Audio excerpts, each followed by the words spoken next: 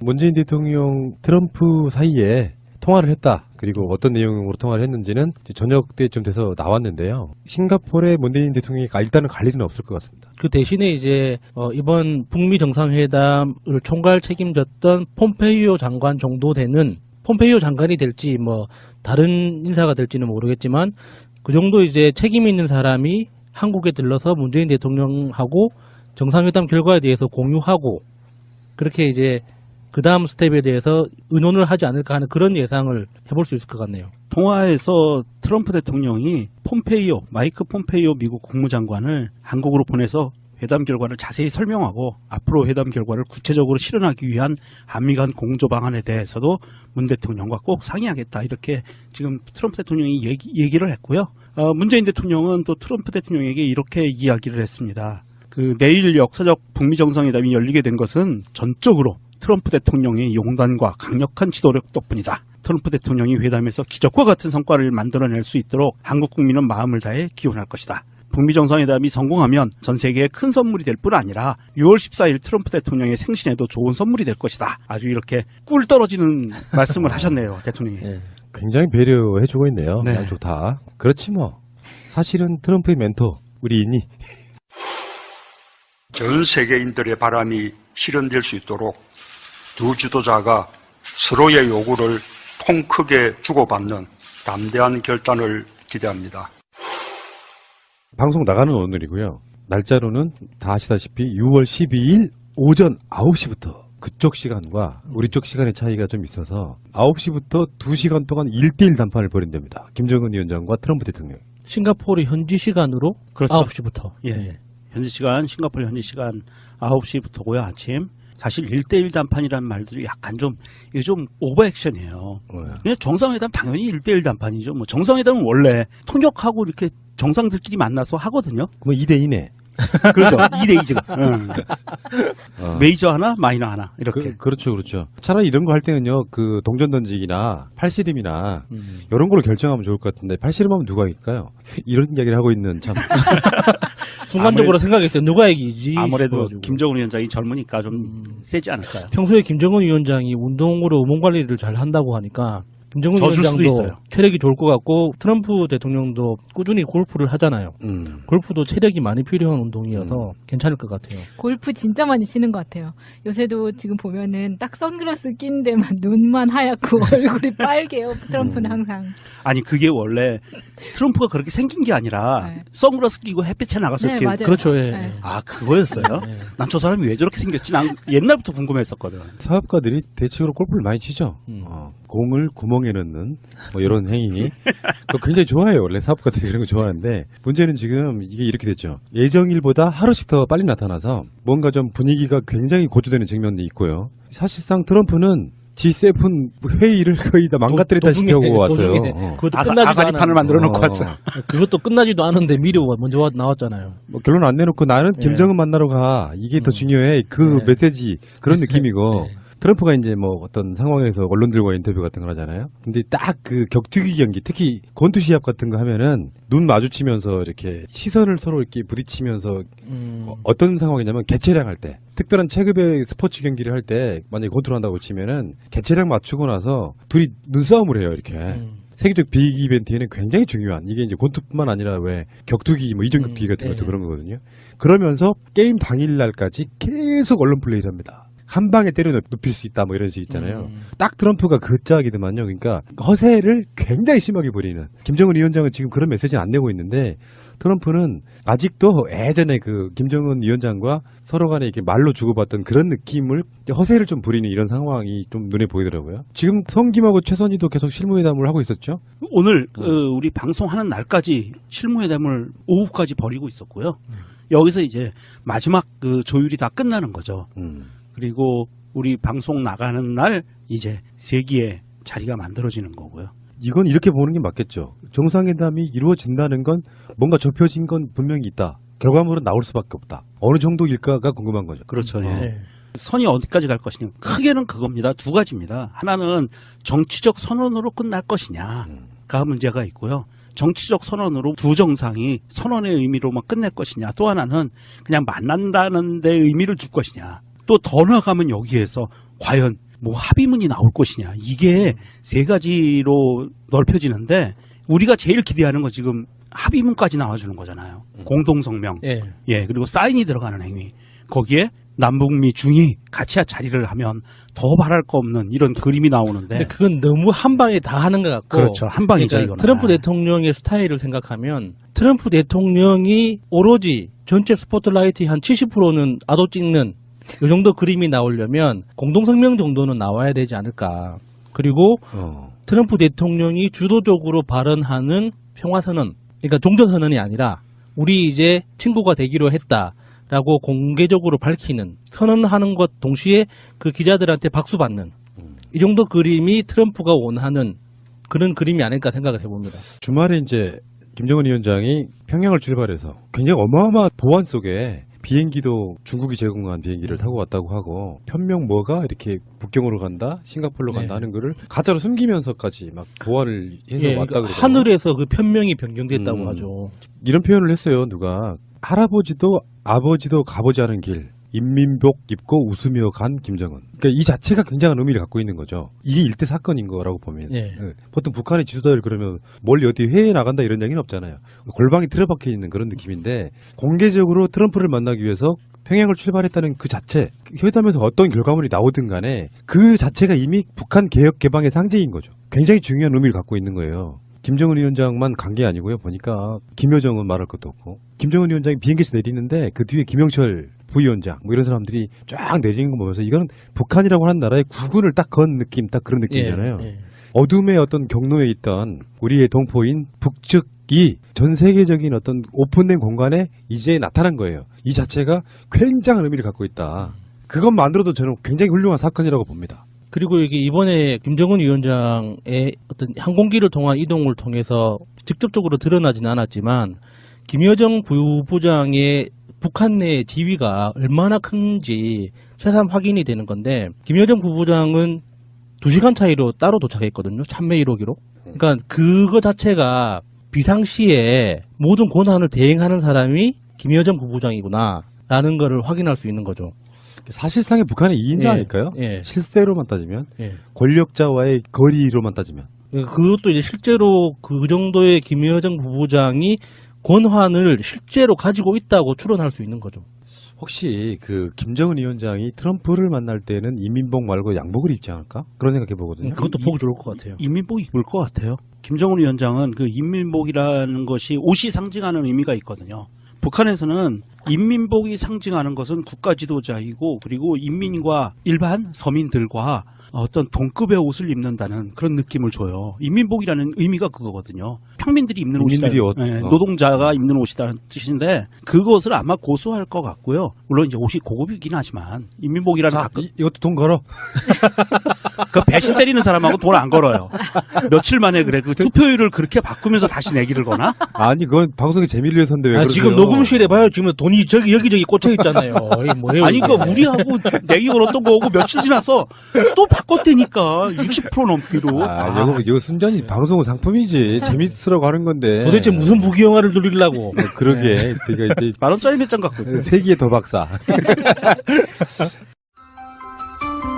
새가 날아든다는 여러분들의 하트를 먹고 삽니다. 잊지 않으셨죠? 에피소드 제목을 누르고 플레이가 되면 오른쪽 위에 하트를 꼭 눌러주세요. 오늘도 감사합니다. 더 많은 분들이 들을 수 있도록 하트 꼭 눌러주세요. 처음에 관심사까지는 아닌데 이제 옷이 주는 어떤 상징성, 의미, 자기의 어떤 시그널 이런 것 때문에 그냥 궁금증을 갖는 건데 처음으로 미국에 갔던 북한의 그 고위급이 군복 입고 미국 대통령을 만났던 예. 그 기억들을 따져보면 국제 무대에 사실상의 첫 데뷔에 가까운 그 역할을 할 때 김정은 위원장이 지금까지 못 보던 모습 중에 양복 입고 이런 모습도 괜찮지 않을까 한데 그 시그널이 완고하게 최소한 우리의 자존심을 지켜줘 하는 그런 느낌이라면 또 인민복을 입을 것 같다는 생각도 들고요. 그게 뭐 꿀릴 거나 뭐 그럴 게 없는 게 사실 트럼프가 가장 좋아하는 그 수트가 이태리제 브리오니라고 해요. 아, 또 그런 브랜드가 따로 있어요? 맞춤 옷인가 보네. 네, 이명박이 좋아했던 건 이태리제 로로피아나라고 있죠. 그런데 아무튼 그 트럼프가 그런 양복을 입었다고 하더라도 오늘 뉴스에서 보니까 그게 그닥 그렇게 좋은 평을 얻지를 못하는 게 그렇게 비싼 걸 입으면 뭐하냐. 옷을 항상 크게 맞춰가지고 자기가 더 크게 보이게 하고 넥타이를 항상 더 길게 무슨 해가지고 공작이야? 후줄근하게 보인다. 이런 평을 미국에서 받고 있다고 공작이 하더라고요. 그렇잖아요. 덩치 커 보이려고 꼬리를 이렇게. 이번 김정은 위원장의 싱가포르 간 거에 대해서 굉장히 좀 특기할 만한 소식이 하나가 있는데, 북한에서 의외로 노동신문이 김정은 위원장이 트럼프 대통령을 만나러 싱가포르로 갔다라고 대서특비를 하면서 신문에 냈어요. 지나간 과거의 사례를 보면 어떤 의미냐면, 이게 회담이 마무리가 되고 돌아왔을 때 자기네 나라 노동신문에 내거든요. 그래서 하였다라고 과거용으로 쭉 기사가 나왔는데, 이번에는 트럼프 대통령을 만나러 갔다라고 기사를 나왔어요. 거의 실시간 중계하는 것처럼. 예. 그래서 지금 평양의 분위기는 이렇게 나와요. 노동신문에 우리 당과 국가 군대의 최고 영도자 김정은 동지께서 미합 중국 대통령과의 역사적인 첫 상봉과 회담을 위하여 평양을 출발하셨다. 이렇게 나오고요. 그리고 여기에서 이 노동신문에서 나오는 논조가 3가지가 나와요. 하나는 한반도 평화가 나오고요. 김정은 위원장과 트럼프 대통령이 논의하는 거는 3가지다라고 나오는 게, 하나는 한반도 평화, 하나는 한반도 비핵화, 그리고 하나는 미국과의 정상적인 관계죠. 체제 보장이라는 이런 거를 3가지를 노동신문에서 내보내요. 그러면서 실시간으로 이제 거의 나오는 건데, 과거의 사례에서 보면 결과를 갖고 내지 과정을 갖고 이렇게 내지는 않거든요. 국가 지도자가 움직이는 거에 대해서. 그렇다고 봤을 때 아마도 실무협상팀에서 아마도 이게 북한 쪽에서도 만족할 만한 어느 정도의 성과가 나오지 않았을까. 그래서 후속 기사는 김정은 위원장이 트럼프 대통령과 만나서 이러한 것을 합의를 보았다라고 기사가 나올 수 있게 준비가 된 거 아닌가. 저는 그런 의미가 또 부여되더라고요. 근데 일각에서는 지금 뭐 우리나라 여권 관계자의 이야기라는데, 지난주까지 의제협의 공정률이 20%에 불과했다. 그밖에 어려운 협상이라는 거죠. 지난주라고 하면은 우리가 지금 월요일날 방송하고 있으니까, 근데 이제 어떤 추측성 뭐 이런 것들이 난무하니까 결국에는 회담에 들어가서 어떤 이야기가 나오느냐, 어떤 결과물이 나오느냐, 이렇게 바라보는 게 정확할 것 같긴 한데, 반전 효과라는 거 있어요. 잘 안 되고 있다고 들었다 했는데 끝날 때는 굉장히 잘 끝나는 경우도 있고요. 그걸 전략으로 쓰는 사람도 있고요. 우리가 생각하는 것처럼 그게 막 어렵다는 것이 진짜 어렵지 않은, 어떤 경우는 쉽다고 했는데 결과물은 굉장히 이상하게 나오는 이런 경우가 있기 때문에 일희일비할 필요는 없다고 생각이 들고요. 지금까지는 많은 언론들이 추측성 보도를 쏟아냈지만 사실상 이제 우리도 기다려보는 거죠. 네. 진인사 대천명인 거지. 그래서 어떤 결과물이 나올지 일반적으로 누구나 이런 예상을 할 수 있지 않아요? 이렇게 온 과정에서 북미 정상회담이 틀어질 일은 없다. 일단 의제를 좀 좁혀보면 미국은 무엇을 요구했고 북한은 어떻게 답을 했고, 그래서 어떻게 협의가 되느냐, 이런 부분이잖아요. 그리고 우리가 얘기 다 했다시피 북한의 비핵화 방식이 미국이 동의했으며 반대급부로 북한에게 미국은 뭘 해줄 것인가, 뭐 체제 보장이라든지, 이것이 처음에 관심사인 거잖아요. 키워드 딱 몇 개 안 돼요. 지난주까지는 20%밖에 안 됐다면 50%도 아직 안 됐다. 지금 현재 시간 기준으로 50%도 안 됐다면 이런 소문도 있는데, 그런 건 다 언론을 통해서 나오는 이야기들일 뿐이지, 트럼프 대통령이 트위터를 통해서 이렇게 계속 발산하는 메시지들의 공통점이, 기본적으로 나는 이 회담이 잘 될 거라는 걸 확신하고 있다라는 그런 뉘앙스가 깔려 있잖아요. 그리고 이렇게 많은 언론들이 CVID라는 조건, 이 CVID가 과연 실현 가능한가에 대해서 여러 가지 부정적인 기대에 섞인 그런 뉘앙스를 많이 깔아놓고 있는데, 사실상 CVID 중에 가장 현실적으로 힘든 건 I죠. 되돌릴 수 없을 정도의 완벽하게 없앨 수 있느냐, 비핵화가 가능한 거냐. 근데 이게 지금 미국 쪽에서 요구하는 건 거의 군사적 대결 상황이라는 걸 전제로 해서 어떤 억압적이고 일방적인 조치들을 요구하고 있는 건데, 그건 사실 현실적으로 힘든 거잖아요. 과학기술이나 지식이라는 게 내가 이미 알고 있게 됐는데, 그거를 물리적인 어떤 핵탄두나 미사일들을 없애버린다고 해서 그 지식이 없어지는 게 아니잖아요. 그러니까 그 기술이 실제로는 미국과 북한의 정상적인 외교 관계를 통해서 경제가 발전하고 계속 개혁 개방하면서 핵무기가 필요 없는 관계로 나아가는 게 핵심인 거지, 지금 현재 확보한 지식과 기술 자체를 어떻게 없애버리고 너희들의 기억 속에서 없애버려라 하는 것까지 요구하는 거는 사실 현실적이지 않잖아요. 근데 언론들이 이제 그런 요소들을 쏙 빼고 지금 현재 있는 무기들을 어떻게 처분할 건가, 뭐 이런 식으로만 그 포커스를 맞추니까 그 협상 공정률이 20%니 50%니 막 이런 부정적인 기사들이 쏟아져 나오는 것 같아요. 사실 그 실무 협상 팀들이 협상 결과물이 몇 퍼센트, 20%, 50% 이렇게 나오는 것들이 그럴 수밖에 없어요. 국가 정상 간의 만남은요, 어느 정도 실무 협상 팀들이 그 윤곽은 잡아놓고 만나지만 정상들이 만나서 결정하는 거거든요. 그 결정하는 행위 자체가 이미 50% 이상의 효력을 갖고 있는 행위예요. 그래서 실무협상팀이 완벽하게 준비한다고 하더라도 100%를 준비하는 건 아니거든요. 공정률로 봤을 때, 지금 이 공정률 얘기가 나와서 그래요. 프로세스로 봤을 때 정상회담 준비 프로세스는 실무회담 팀이 50% 이하를 준비하는 거고요. 정상들이 50%를 살짝 넘는 51.6%를 결정하는 거예요. 정상들이. 그렇기 때문에 그 공정률이라는 것은 큰 의미를 둘 거는 없고요. 사실은 지금 언론들이 뭐 김정은 위원장이 당일날 우리 방송 나가는 날 정상회담을 끝내고 9시부터 시작하는 걸 끝내고 2시 비행기로 돌아가기로 했다.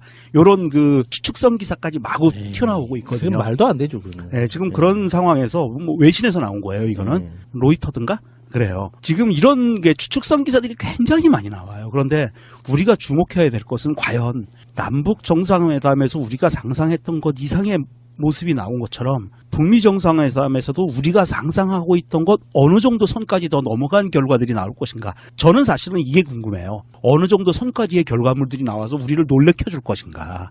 저는 그게 궁금합니다.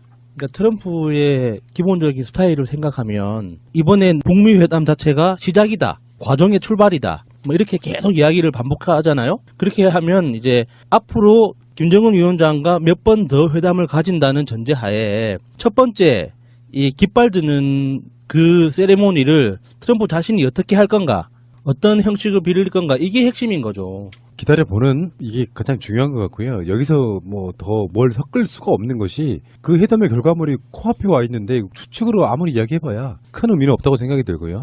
언저리 뉴스 한번 볼까요? 북한의 외교 안보 라인이 총출동했다. 외교 라인은 그렇다 치더라도 안보 라인까지 총출동했다. 요 느낌. 북한 핵무기 제조의 총지휘자로 평가되는 노광철 인민무력상. 이 사람도 지금 도착했고요. 현송월 삼지연 관현악단장은 왜 왔을까? 아무래도 현송월이라는 그 네임밸류가 갖고 있는 값어치가 현송월이라는 사람이 갖고 있는 게 문화교류거든요. 만찬은 사실은 여러 가지 그 추측들이 나오는데 우리가 방송하는 오늘 미리 프리 만찬을 하지 않겠느냐는 보도까지 있었어요. 사실은 정상회담 당일날 만찬을 하는 게 아니라 그 전날 정상들의 스케줄상 혹시 전날 밤에 만찬을 할 수도 있다라는 얘기가 있었는데 그것은 이제 결과가 나와봐야 됩니다. 아직은 모르는 부분이고. 그런데 현송월 단장이 혼자서 하지는 않겠죠. 뭔가를 해도. 그런데 사실은 이제 이게 앞으로 남북 간의 어떤 문화교류 이런 것도 있지만 북미 간의 문화교류까지 어느 정도 그림을 만들어내기 위해서 현송월 단장이 온 것이 아닌가. 저는 그런 생각을 하거든요. 그러니까 이 만찬 때 현송월 단장을 중심으로 해서 어떤 뭐 작은 공연 이렇게 이야기하는 언론들도 있던데 사실 북측 수행원이 다 100명 정도라고 알려져 있는데 그 100명 중에 어떤 공연팀이 있다고 생각하기는 어렵잖아요.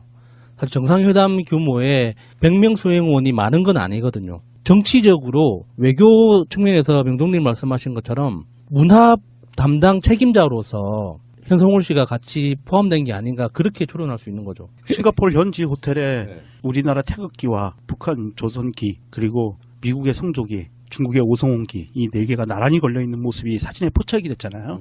그런 모습들도 미리 준비했을 수도 있다 하는 사실은 뭐 그런 기대 섞인 그 희망사항도 있기는 있어요. 근데 이게 정말 얼마나 대단한 사건인지는 우리가 사실은 동시대를 살고 있기 때문에 모를 수도 있거든요. 사실 2차 세계대전이 끝난 이후에 벌어지는 가장 큰 세계적 이벤트죠. 정말로. 세월이 그만큼 필요했다는 뜻일 수도 있어요. 적국의 수장이라는 게 전쟁을 어마어마하게 했으면 그냥 원수 아니에요, 원수. 그 상황이 70년 정도 지나고 나니까 싸웠던 후예들이 결국은 만나서 추상 이런 건 우리가 다른 건 몰라도 종전선언은 기대하고 싶잖아요. 네. 다른 건 몰라도. 우리나라 단어로 4글자 그 하나를 얻기 위해서 얼마나 많은 시간이 필요했는가. 북한도 마찬가지로 북한이 뭐 저는 선이다 악이다 이렇게 구분하기 전에 그들이 살아남기 위해서 얼마나 처절한 투쟁을 했는가. 세계 최강대국 미국은 얼만큼 또 북한이라고 하는 존재를 무시해왔는가. 악마로 대해왔는가. 악의 축이라는 표현은 굉장히 굉장히 나쁜 표현이거든요. 사실은 세계의 악의 축은 미국이에요.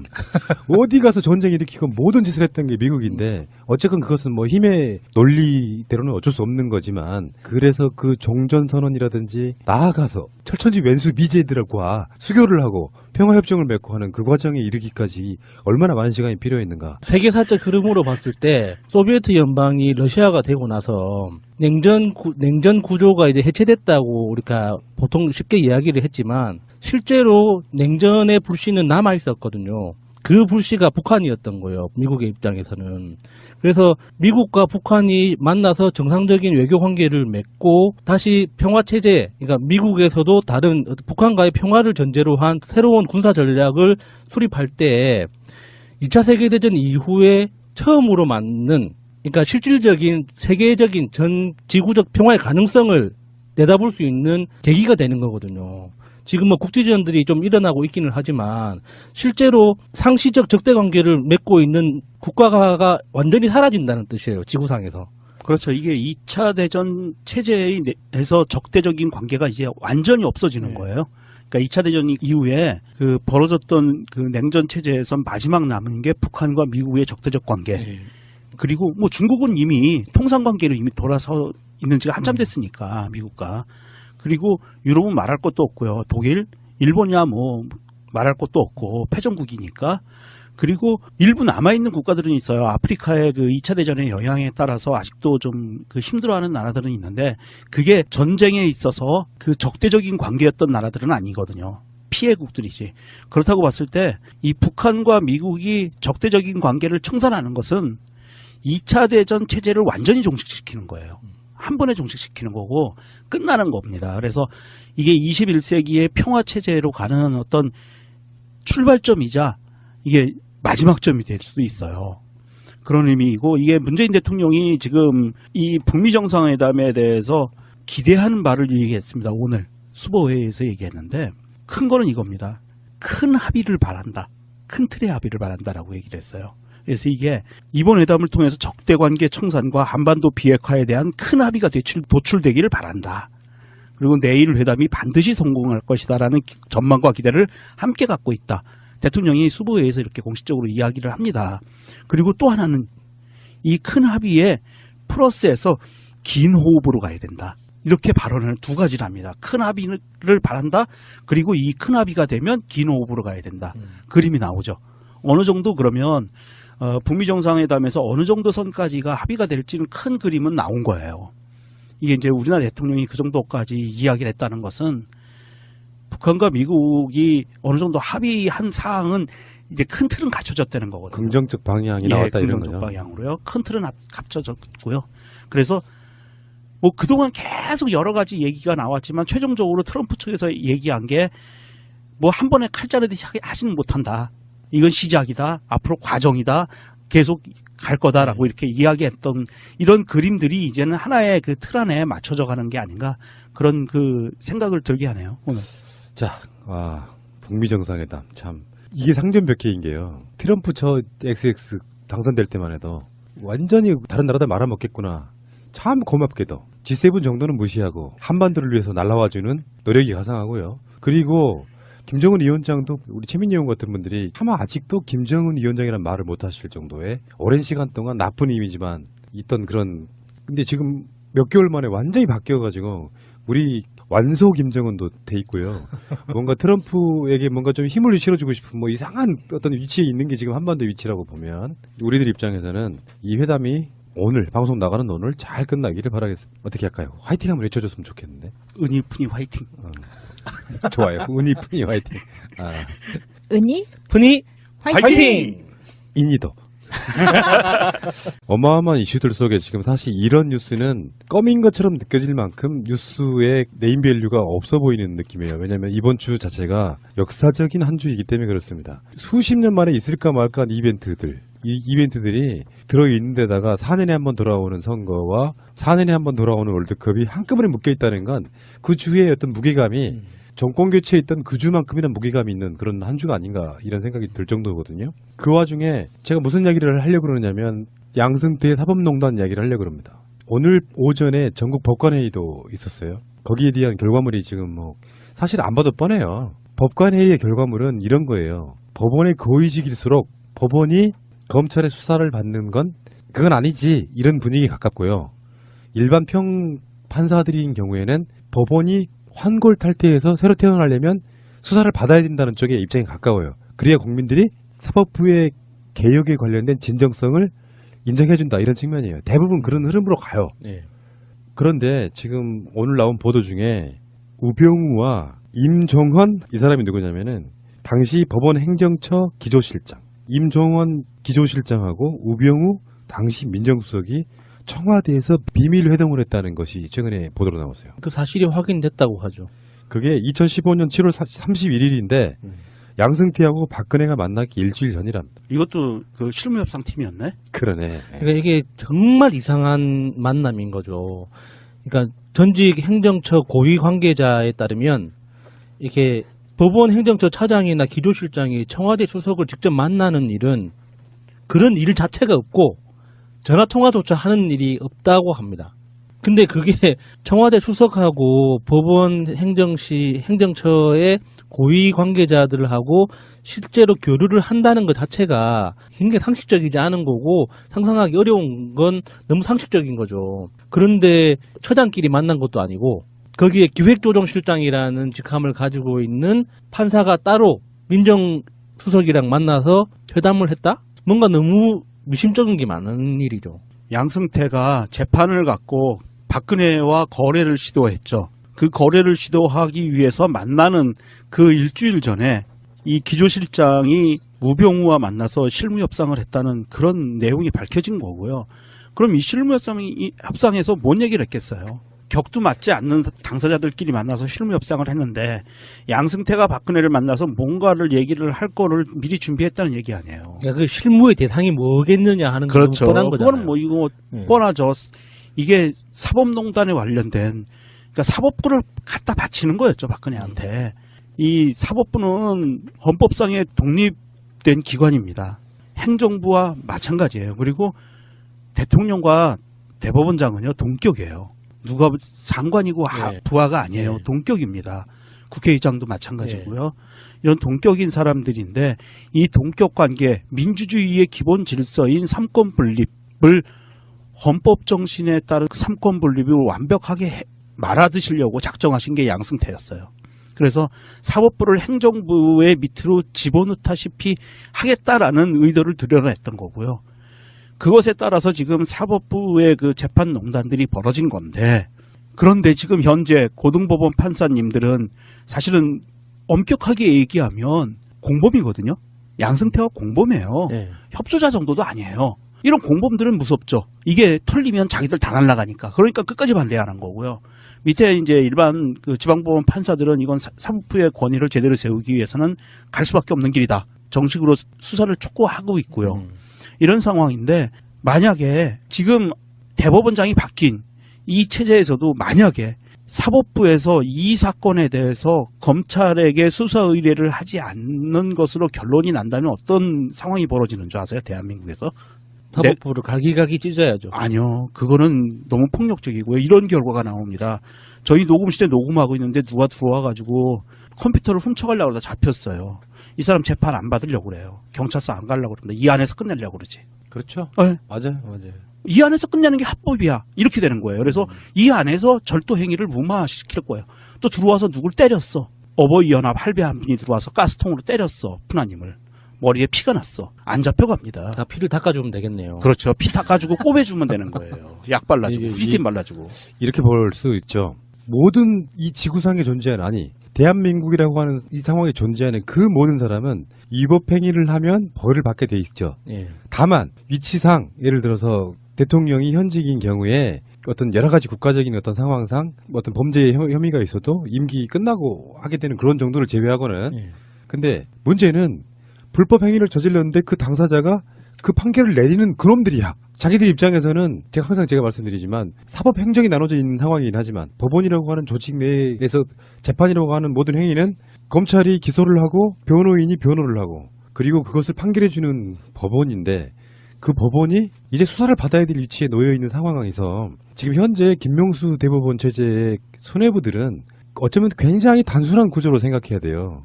법원의 권위라는 건 지들이 만드는 게 아니라고. 법원의 권위는 국민이 만들어주는 거예요. 예. 환골탈퇴하려면 수사를 받아야 되는 거거든요. 뭘 전국 법관 대표회의 이런 데서 자기들이 결론을 내려. 난 그 결론 내릴 의미가 없다고 생각해요. 아무리 모든 범죄 행위의 판단을 법원이 하는 거지만 그거를 법관들 의견을 물어서 수사를 받는다? 말이 안 되는 거예요. 네. 위법 행위가 있으면 우리도 당당히 수사를 받겠다 하면 되는 거거든요. 저도 그 부분이 제일 화가 나요. 지금 사법농단 사태에 대해서 수사를 받을지 말지에 대해서 왜 판사들 자신들이 논의를 왜 하냐고요. 그럼요. 이건 그냥 법에 정해져 있는 대로 직업이 판사인 사람이 범죄를 저질렀으면 자연인의 범죄에 대해서 조사받고 처벌받으면 되는 거지. 그 자연인의 직업이 판사이기 때문에 뭐 논의를 한다고? 그럼 자꾸 생각나게 되죠.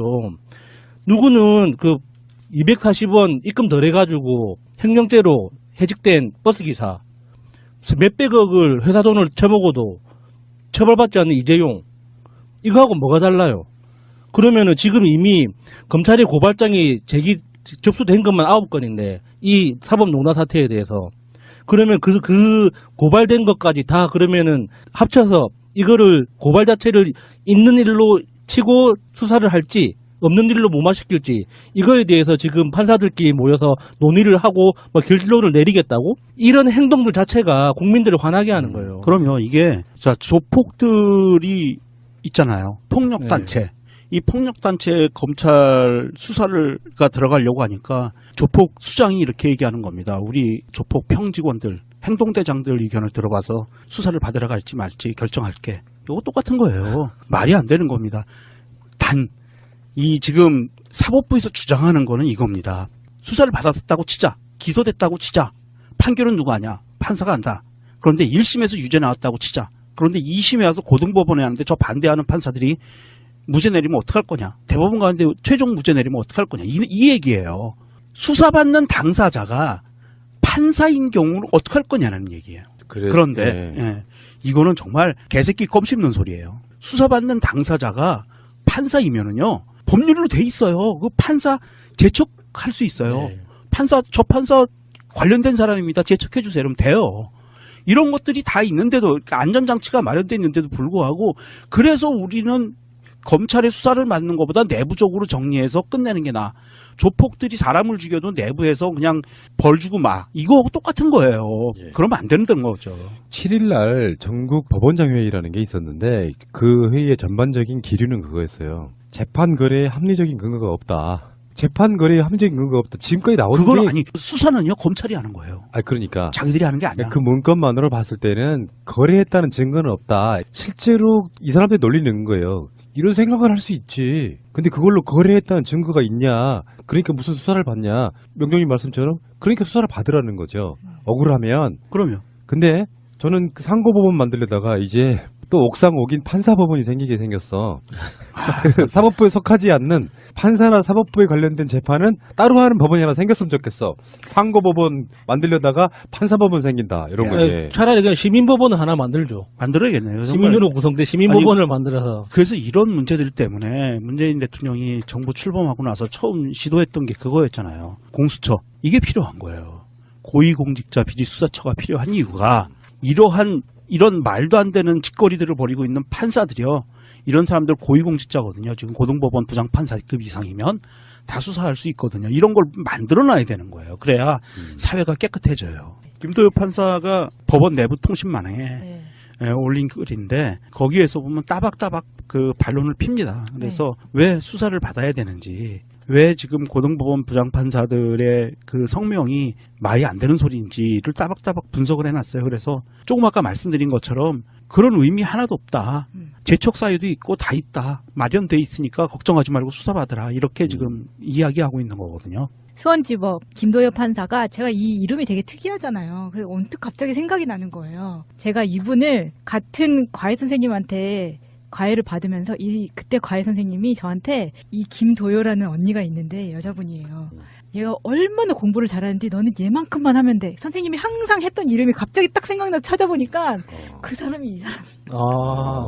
김도엽 판사가 여자분이었어요? 네. 참 그 김정은 위원장과 트럼프 대통령이 그 오랜 시간의 어떤 대결의 관계를 깨고 세상이 바뀌고 있는 이 시대에 법원이라고 하는 것이 준법의 공간이 돼야 되는데 무법의 공간 이런 느낌이잖아요. 이번 기회에 법원을 완전히 다른 조직으로 만들지 않으면 우리는 그럴 것 같은데 니들도 법 안 지키면서 이 새끼들한테 우리한테 그렇죠. 국민들한테 법 지키라고 해 이런 이야기 들릴 것 같고 다수의 의식 있는 판사들은 그런 생각을 하고 있는 거죠. 업무에 치여서 정말 국가와 민족을 위해 판결하시는 분도 있고요. 정치적으로 법원 행정처가 그 법원 내에서의 출세 코스라는 거 아니에요? 거기서 좀 근무하면은 어떤 좋은 자리로만 영전에 가는 뭐 이런 상황들을 우리가 겪으면서 법원이라고 하는 것이 북미 정상회담이나 지방선거가 없는 뉴스라 그러면 이거 엄청난 뉴스잖아요. 그렇죠. 어마어마한 네. 거죠. 특히나 그 지난주에 그 공개된 조사보고서 관련 원본 파일, 그러니까 사법농단 특별조사위원회에서 98건의 문서를 공개를 했었잖아요. 근데 그것도 엄청난 일인데도 불구하고 큰 소동 없이 지나갔잖아요. 그러니까 지금 시민사회에서 나머지 그러니까 410개 조사된 410개 전부 다 공개하라는 요구 자체도 그렇게 크게 다루어지지가 않고 있어요. 미리 먼저 나왔잖아요. 뭐 결론 안 내놓고 나는 예. 김정은 만나러 가 이게 더 중요해 그 네. 메시지 그런 느낌이고 네. 트럼프가 이제 뭐 어떤 상황에서 언론들과 인터뷰 같은 걸 하잖아요. 근데 딱 그 격투기 경기 특히 권투 시합 같은 거 하면은 눈 마주치면서 이렇게 시선을 서로 이렇게 부딪히면서 어떤 상황이냐면 개체량 할 때 특별한 체급의 스포츠 경기를 할 때 만약에 권투를 한다고 치면은 개체량 맞추고 나서 둘이 눈싸움을 해요 이렇게. 세계적 빅 이벤트에는 굉장히 중요한 이게 이제 권투뿐만 아니라 왜 격투기 뭐 이종격투기 같은 것도 네. 그런 거거든요. 그러면서 게임 당일날까지 계속 언론 플레이를 합니다. 한 방에 때려 눕힐 수 있다 뭐 이런 식 있잖아요. 딱 트럼프가 그 짝이더만요. 그러니까 허세를 굉장히 심하게 부리는 김정은 위원장은 지금 그런 메시지는 안 내고 있는데 트럼프는 아직도 예전에 그 김정은 위원장과 서로 간에 이렇게 말로 주고받던 그런 느낌을 허세를 좀 부리는 이런 상황이 좀 눈에 보이더라고요. 지금 성김하고 최선희도 계속 실무회담을 하고 있었죠. 오늘 우리 방송하는 날까지 실무회담을 오후까지 벌이고 있었고요. 여기서 이제 마지막 그 조율이 다 끝나는 거죠. 그리고 우리 방송 나가는 날 이제 세기의 자리가 만들어지는 거고요. 이건 이렇게 보는 게 맞겠죠. 정상회담이 이루어진다는 건 뭔가 좁혀진 건 분명히 있다. 결과물은 나올 수밖에 없다. 어느 정도일까가 궁금한 거죠. 그렇죠. 예. 네. 선이 어디까지 갈 것이냐. 크게는 그겁니다. 두 가지입니다. 하나는 정치적 선언으로 끝날 것이냐가 문제가 있고요. 정치적 선언으로 두 정상이 선언의 의미로만 끝낼 것이냐. 또 하나는 그냥 만난다는 데 의미를 줄 것이냐. 또 더 나가면 여기에서 과연 뭐 합의문이 나올 것이냐. 이게 세 가지로 넓혀지는데 우리가 제일 기대하는 건 지금 합의문까지 나와주는 거잖아요. 공동성명. 예. 예, 그리고 사인이 들어가는 행위. 거기에 남북미 중이 같이 자리를 하면 더 바랄 거 없는 이런 그림이 나오는데. 근데 그건 너무 한 방에 다 하는 것 같고. 그렇죠. 한 방이죠, 그러니까 이거는. 트럼프 대통령의 스타일을 생각하면 트럼프 대통령이 오로지 전체 스포트라이트의 한 70%는 아도 찍는 이 정도 그림이 나오려면 공동성명 정도는 나와야 되지 않을까. 그리고 트럼프 대통령이 주도적으로 발언하는 평화선언, 그러니까 종전선언이 아니라 우리 이제 친구가 되기로 했다라고 공개적으로 밝히는 선언하는 것 동시에 그 기자들한테 박수받는 이 정도 그림이 트럼프가 원하는 그런 그림이 아닐까 생각을 해봅니다. 주말에 이제 김정은 위원장이 평양을 출발해서 굉장히 어마어마한 보안 속에 비행기도 중국이 제공한 비행기를 타고 왔다고 하고 편명 뭐가 이렇게 북경으로 간다 싱가포르로 간다 네. 하는 거를 가짜로 숨기면서까지 막 보안을 해서 예, 왔다 그러니까 그러더라고요. 하늘에서 그 편명이 변경됐다고 하죠. 이런 표현을 했어요. 누가 할아버지도 아버지도 가보지 않은 길 인민복 입고 웃으며 간 김정은. 그러니까 이 자체가 굉장한 의미를 갖고 있는 거죠. 이게 일대 사건인 거라고 보면. 예. 예. 보통 북한의 지도자들 그러면 멀리 어디 해외에 나간다 이런 얘기는 없잖아요. 골방에 틀어박혀 있는 그런 느낌인데 공개적으로 트럼프를 만나기 위해서 평양을 출발했다는 그 자체, 회담에서 어떤 결과물이 나오든 간에 그 자체가 이미 북한 개혁 개방의 상징인 거죠. 굉장히 중요한 의미를 갖고 있는 거예요. 김정은 위원장만 간 게 아니고요. 보니까 김여정은 말할 것도 없고 김정은 위원장이 비행기에서 내리는데 그 뒤에 김영철 부위원장 뭐 이런 사람들이 쫙 내리는 거 보면서 이거는 북한이라고 하는 나라의 국군을 딱 건 메시지들의 공통점이 기본적으로 나는 이 회담이 잘 될 거라는 걸 확신하고 있다라는 그런 뉘앙스가 깔려 있잖아요. 그리고 이렇게 많은 언론들이 CVID라는 조건, 이 CVID가 과연 실현 가능한가에 대해서 여러 가지 부정적인 기대에 섞인 그런 뉘앙스를 많이 깔아놓고 있는데 사실상 CVID 중에 가장 현실적으로 힘든 건 I죠. 되돌릴 수 없을 정도의 완벽하게 없앨 수 있느냐, 비핵화가 가능한 거냐. 근데 이게 지금 미국 쪽에서 요구하는 건 거의 군사적 대결 상황이라는 걸 전제로 해서 어떤 억압적이고 일방적인 조치들을 요구하고 있는 건데, 그건 사실 현실적으로 힘든 거잖아요. 과학기술이나 지식이라는 게 내가 이미 알고 있게 됐는데, 그거를 물리적인 어떤 핵탄두나 미사일들을 없애버린다고 해서 그 지식이 없어지는 게 아니잖아요. 그러니까 그 기술이 실제로는 미국과 북한의 정상적인 외교 관계를 통해서 경제가 발전하고 계속 개혁 개방하면서 핵무기가 필요 없는 관계로 나아가는 게 핵심인 거지. 지금 현재 확보한 지식과 기술 자체를 어떻게 없애버리고 너희들의 기억 속에서 없애버려라 하는 것까지 요구하는 거는 사실 현실적이지 않잖아요. 근데 언론들이 이제 그런 요소들은 쏙 빼고 지금 현재 있는 무기들을 어떻게 처분할 건가 뭐 이런 식으로만 그 포커스를 맞추니까 그 협상 공정률이 20%니 50%니 막 이런 부정적인 기사들이 쏟아져 나오는 것 같아요. 사실 그 실무 협상 팀들이 협상 결과물이 몇 퍼센트, 20%, 50% 이렇게 나오는 것들이 그럴 수밖에 없어요. 국가 정상 간의 만나면요, 어느 정도 실무 협상 팀들이 그 윤곽은 잡아놓고 만나지만 정상들이 만나서 결정하는 거거든요. 그 결정하는 행위 자체가 이미 50% 이상의 효력을 갖고 있는 행위예요. 그래서 실무협상팀이 완벽하게 준비한다고 하더라도 100%를 준비하는 건 아니거든요. 공정률로 봤을 때 지금 이 공정률 얘기가 나와서 그래요. 프로세스로 봤을 때 정상회담 준비 프로세스는 실무회담 팀이 50% 이하를 준비하는 거고요. 정상들이 50%를 살짝 넘는 51.6%를 결정하는 거예요. 정상들이. 그렇기 때문에 그 공정률이라는 것은 큰 의미를 둘 거는 없고요. 사실은 지금 언론들이 뭐 김정은 위원장이 당일날 우리 방송 나가는 날 정상회담을 끝내고 9시부터 시작하는 걸 끝내고 2시 비행기로 돌아가기로 했다.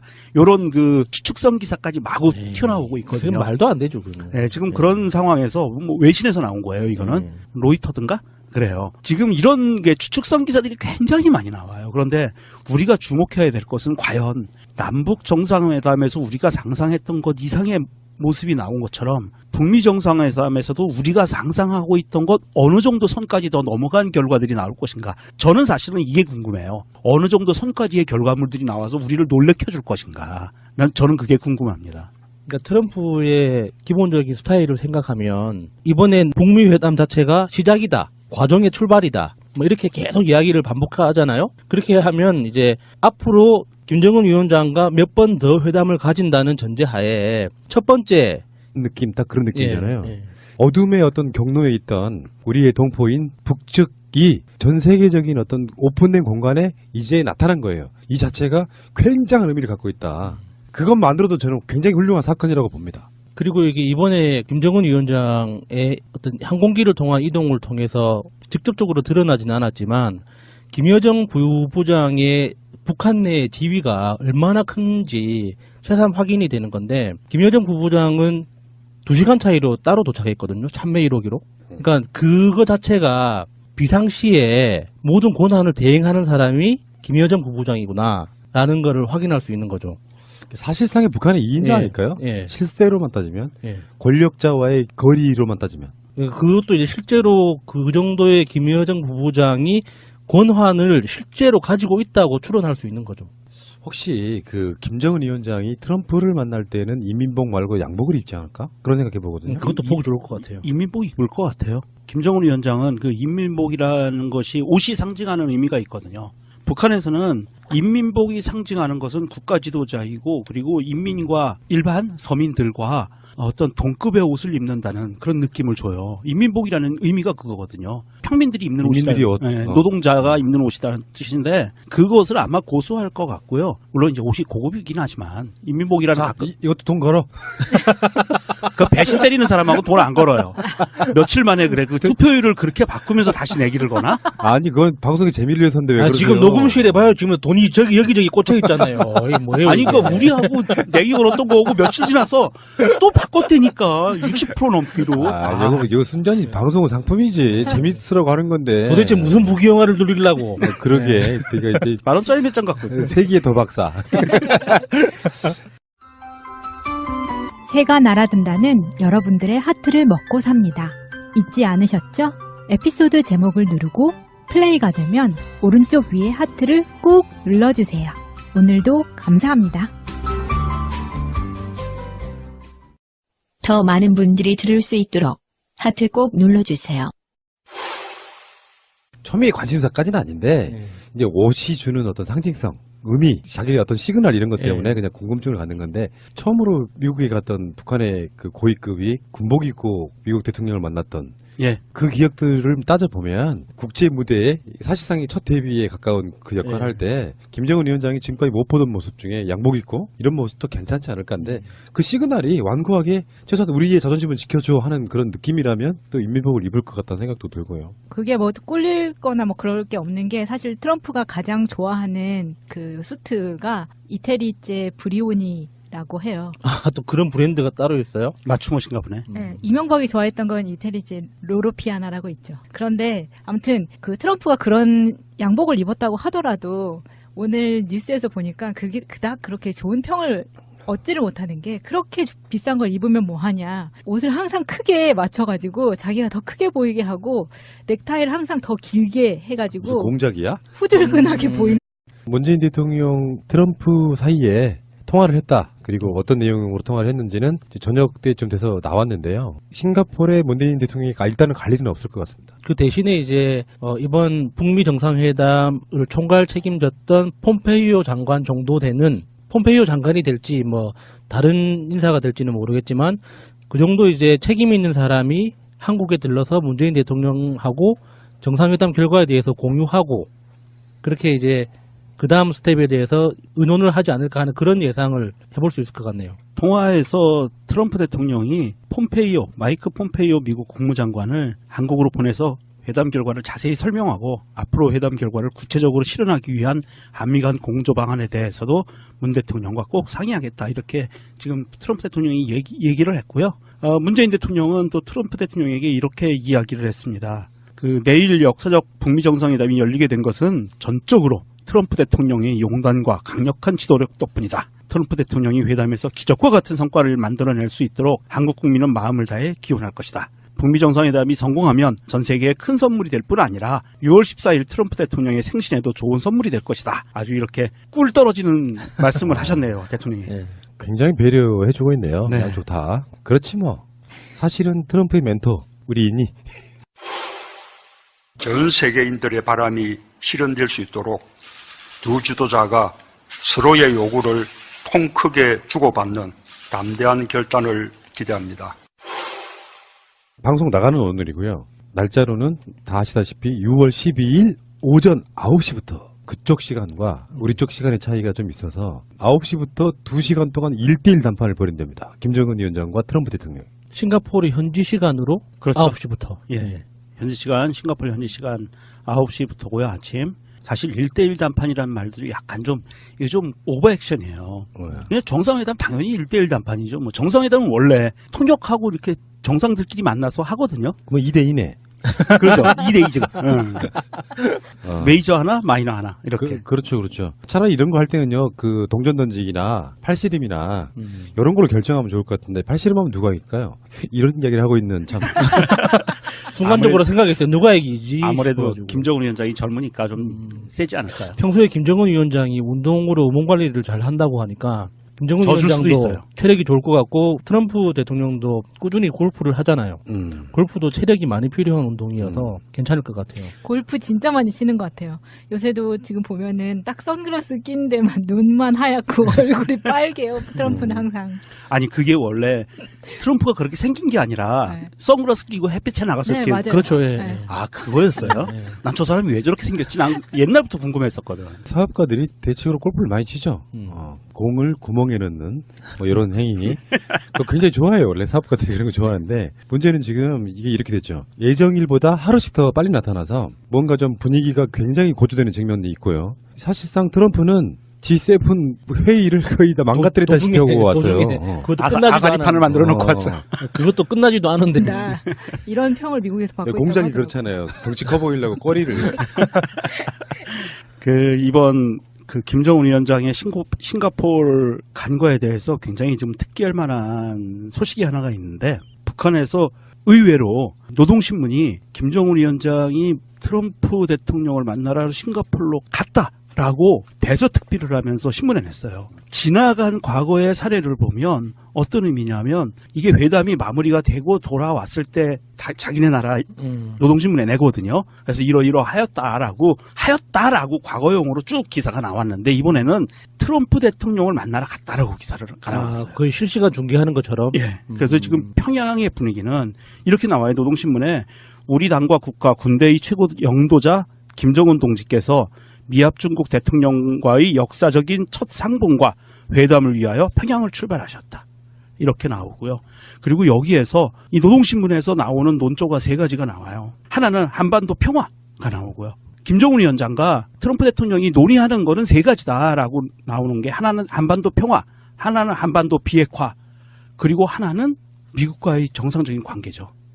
체제 보장이라는 이런 거를 3가지를 노동신문에서 내보내요. 그러면서 실시간으로 이제 거의 나오는 건데, 과거의 사회에 대해서 보면 결과를 갖고 내지 과정을 갖고 이렇게 내지는 않거든요. 국가 지도자가 움직이는 거에 대해서. 그렇다고 봤을 때 아마도 실무협상팀에서 아마도 이게 북한 쪽에서도 만족할 만한 어느 정도의 성과가 나오지 않았을까. 그래서 후속 기사는 김정은 위원장이 트럼프 대통령과 만나서 이러한 것을 합의를 보았다라고 기사가 나올 수 있게 준비가 된 거 아닌가. 저는 그런 의미가 또 부여되더라고요. 근데 일각에서는 지금 뭐 우리나라 여권 관계자의 이야기를 하는데, 지난주까지 의제협의 공정률이 20%에 불과했다. 그만큼 어려운 협상이라는 거죠.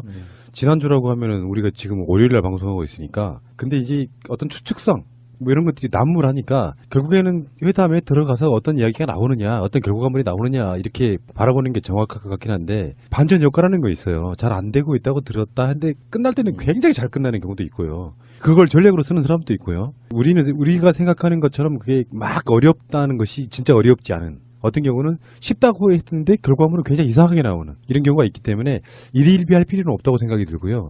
지금까지는 많은 언론들이 추측성 보도를 쏟아냈지만 사실상 이제 우리도 기다려보는 거죠. 네. 진인사 대천명인 거지.